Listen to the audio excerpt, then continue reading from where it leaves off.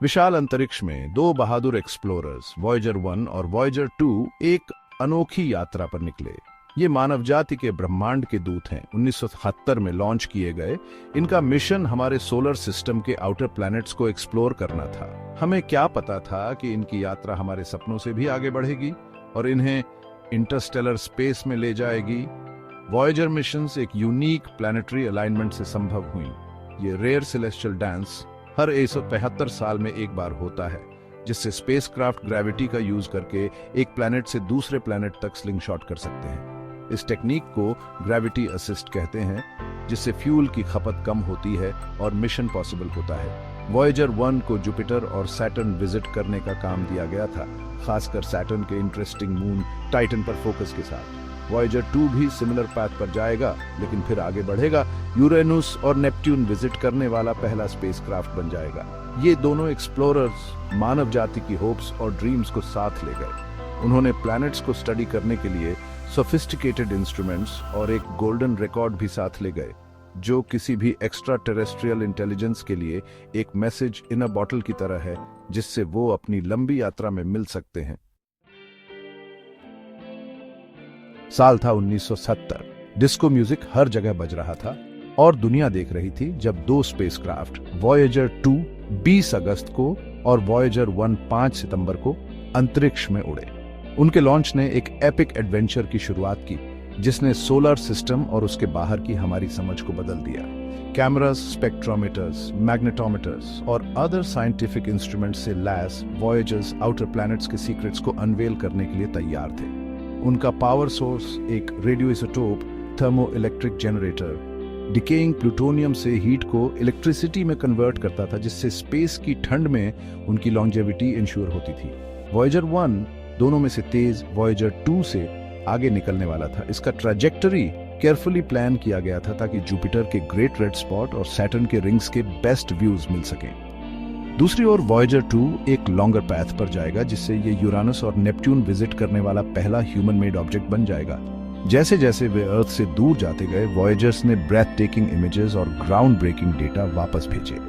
वे outer solar system में हमारी आंखें और कान बन गए, इन डिस्टेंट वर्ल्ड्स की ब्यूटी और वंडर को रिवील करते हुए। वॉयेजर मिशंस को एक रेयर प्लैनेटरी अलाइनमेंट का फायदा उठाने के लिए डिजाइन किया गया था। इस अलाइनमेंट ने स्पेसक्राफ्ट को एक प्लैनेट की ग्रेविटी का यूज करके दूसरे प्लैनेट की ओर स्लिंगशॉट करने की अनुमति दी, एक टेक्निक जिसे ग्रेविटी असिस्ट कहते हैं। इस इनोवेटिव अप्रोच ने प्रोब्स को 4 प्लैनेट्स को विजिट करने में उस समय के मुकाबले बहुत कम समय में इनेबल किया, जो अदरवाइज लगता। जुपिटर हमारे सोलर सिस्टम का सबसे बड़ा प्लैनेट पहला डेस्टिनेशन था। वॉयेजर 1 1997 में पहुंचा, उसके बाद वॉयेजर 2। प्रोब्स ने जुपिटर के स्वर्लिंग क्लाउड्स की स्टनिंग इमेजेस कैप्चर की, उसके टर्बुलेंट एटमॉस्फेयर के इंट्रिकेट डिटेल्स को रिवील किया। उन्होंने जुपिटर के एक मून आयो पर एक्टिव वॉल्केनोज भी डिस्कवर किए और गैस जायंट के चारों ओर एक फेंट रिंग सिस्टम के एग्जिस्टेंस की पुष्टि की। अगला नंबर सैटर्न का था, हमारे सोलर सिस्टम का रिंग्ड ज्यूल। वॉयेजर्स 1980 और 1981 में सैटर्न पहुंचे। उन्होंने सैटर्न के मैग्निफिसेंट रिंग्स के क्लोज अप व्यूज दिए, उनके इंट्रिकेट स्ट्रक्चर और कंपोजिशन को रिवील किया। वॉयेजर 1 ने सैटर्न के सबसे बड़े मून टाइटन का क्लोज फ्लाई बाय किया और उसके थिक नाइट्रोजन रिच एटमॉस्फेयर को अनवेल किया। गैस का एक स्वर्लिंग जायंट जुपिटर ने 1971 में वॉयेजर स्पेसक्राफ्ट का स्वागत किया। वॉयेजर 1 पहले पहुंचते हुए साइंटिस्ट्स को जुपिटर के ग्रेट रेड स्पॉट का एक अनप्रेसिडेंटेड व्यू दिखाया। यह मैसिव स्टॉर्म अर्थ से भी बड़ा, सदियों से रेजिंग था। प्रोब ने इसके इंट्रिकेट स्ट्रक्चर को रिवील किया और बताया कि यह एक कॉम्प्लेक्स एंटीसाइक्लोनिक स्टॉर्म था, इमेंस पावर का एक स्वर्लिंग वॉर्टेक्स। वॉयेजर 1 ने जुपिटर के वोल्केनिक मून आयो की इमेजेस भी कैप्चर की। इमेजेस में एक्टिव वोल्केनोज दिखाई दिए, जो सल्फरस मटेरियल के प्लूम्स को स्पेस में स्प्यू कर रहे थे। ऐसा नजारा पहले कभी ह्यूमन आईज ने नहीं देखा था। इस डिस्कवरी ने प्लैनेटरी वॉल्केनिज्म की हमारी समझ को रेवोल्यूशनाइज कर दिया। वॉयेजर 2 पीछे पीछे चलते हुए इन ऑब्जर्वेशंस की पुष्टि की और अपनी फाइंडिंग्स ऐड की। इसने जुपिटर की परिक्रमा करते हुए 3 नए मून्स डिस्कवर किए, जिससे झांझ जोवियन सैटेलाइट्स की कुल संख्या 16 हो गई। प्रोब ने जुपिटर के एटमॉस्फेयर में लाइटनिंग भी ऑब्जर्व की, जो वाटर क्लाउड्स की प्रेजेंस का संकेत देता है। जुपिटर फ्लाईबाई से इन ग्राउंड ब्रेकिंग डिस्कवरीज ने गैस जायंट्स और उनके मून्स की हमारी समझ को रीशेप किया। उन्होंने हमारे सोलर सिस्टम की डिवर्सिटी और कॉम्प्लेक्सिटी को हाईलाइट किया। सेक्शन 5, सैटर्न के रिंग्स, एक कॉस्मिक बैले। 1980 और 1981 में वॉयजर्स ने सैटर्न के रिंग्स की ब्रेथ टेकिंग ब्यूटी को अनप्रेसिडेंटेड डिटेल में रिवील किया। प्रोब्स ने दिखाया कि रिंग्स आइस और रॉक के काउंटलेस इंडिविजुअल पार्टिकल्स से बने थे। ये पार्टिकल्स टाइनी ग्रेन से लेकर हाउसेस के साइज के चंक्स तक थे, सभी सैटर्न के चारों ओर ऑर्बिट कर रहे थे। वॉयजर 1 ने सैटर्न के सबसे बड़े मून टाइटन का क्लोज फ्लाई बाय किया। एक थिक हेजी एटमॉस्फेयर में ढका हुआ टाइटन लंबे समय से साइंटिफिक क्यूरियोसिटी का टारगेट रहा है। प्रोब के इंस्ट्रूमेंट्स ने हेज के थ्रू पियर्स किया, माउंटेन्स, वैलीज और शायद लिक्विड मेथेन लेक्स के साथ एक सरप्राइजिंगली अर्थ लाइक लैंडस्केप को रिवील किया। वॉयजर 2 ने सैटर्न के सिस्टम की एक्सप्लोरेशन जारी रखी, कई नए मून्स डिस्कवर किए और शेपर्ड मून्स की प्रेजेंस की पुष्टि की। प्रोब्स ने सैटर्न के एटमॉस्फेयर का भी स्टडी किया, उसके कॉम्प्लेक्स लेयर्स और डायनामिक वेदर पैटर्न्स को रिवील किया। सैटर्न से भेजे गए डेटा और इमेजेस ने दुनिया को मोहित कर लिया। उन्होंने हमारे अपने से अलग एक प्लैनेटरी सिस्टम के इंट्रिकेट वर्किंग्स की एक ग्लिम्प्स प्रदान की। Section 6, Uranus and Neptune ice giants unveiled. Voyager 2 ने अपनी सॉलिटरी जर्नी जारी रखी। 1986 में यूरानस विजिट करने वाला पहला स्पेसक्राफ्ट बना। इस डिस्टेंट आइस जायंट, जो अपनी साइड पर टिल्टेड है, ने सरप्राइजिंग सीक्रेट्स रिवील किए। प्रोब ने यूरानस की परिक्रमा करते हुए 10 नए मून्स डिस्कवर किए, पहले से झांत 5 को मिलाकर। 3 साल बाद 1979 में वॉयजर 2 नेपट्यून पर पहुंचा, जो उसकी इनक्रेडिबल जर्नी का फाइनल प्लैनेटरी डेस्टिनेशन था। वॉयजर 2 ने एक मैसिव स्टॉर्म सिस्टम डिस्कवर किया। प्रोब ने नेपट्यून के सबसे बड़े मून ट्राइटन पर गाइजर्स इरप्ट होते हुए भी ऑब्जर्व किया। यूरानस और नेपट्यून के साथ वॉयजर एनकाउंटर्स ने इनवैल्यूएबल डेटा प्रदान किया।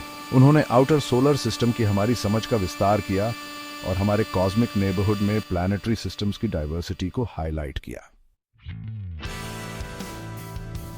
सेक्शन 7, कॉस्मोस के लिए एक मैसेज इन ए बॉटल। जैसे जैसे वे अर्थ से दूर जाते गए, वॉयजर स्पेसक्राफ्ट अपने साथ किसी भी एक्स्ट्रा टेरेस्ट्रियल इंटेलिजेंस के लिए एक यूनिक मैसेज ले गए जो उनसे मिल सकता है। यह मैसेज, जिसे गोल्डन रिकॉर्ड के नाम से जाना जाता है, एक 12 inch gold plated copper disc थी, जिसमें अर्थ पर लाइफ और कल्चर की डाइवर्सिटी को रिप्रेजेंट करने वाले साउंड्स और इमेजेस का सिलेक्शन था।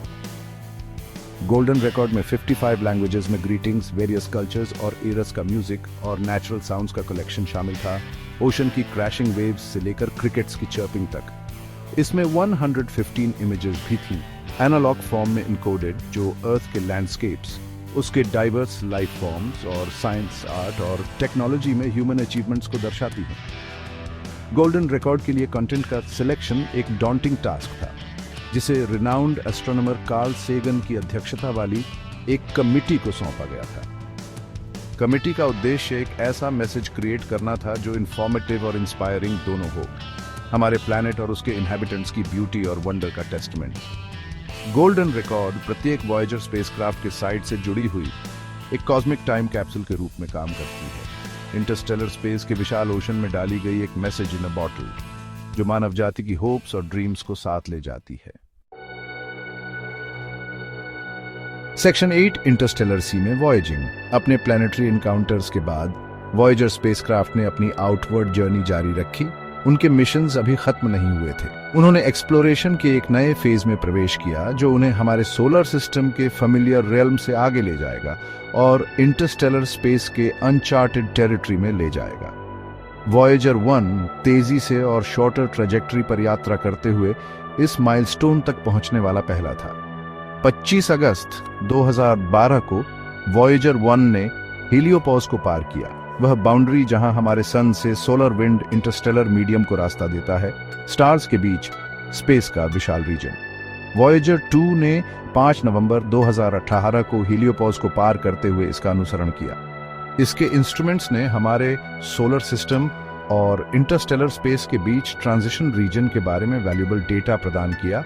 वॉयजर 1 द्वारा किए गए ऑब्जर्वेशंस की पुष्टि और रिफाइनिंग की। दोनों स्पेसक्राफ्ट ऑपरेट करना जारी रखते हैं उनके इंस्ट्रूमेंट्स इंटरस्टेलर स्पेस के प्रॉपर्टीज के बारे में फेंट लेकिन वैल्यूएबल डेटा वापस भेज रहे हैं। वे अब अर्थ से बिलियंस ऑफ माइल्स दूर हैं, किसी भी ह्यूमन मेड ऑब्जेक्ट से आगे जितना कभी ट्रैवल किया है। वे इंटरस्टेलर वॉइड में वेंचर करने वाले मानव जाति के पहले एमिसरीज हैं। सेक्शन 9, स्पेस में एच्ड एक लेगेसी। वॉयेजर मिशंस ह्यूमन इंजेन्युइटी और एक्सप्लोरेशन के लिए हमारी इनसेशिएबल थर्स्ट का टेस्टमेंट है।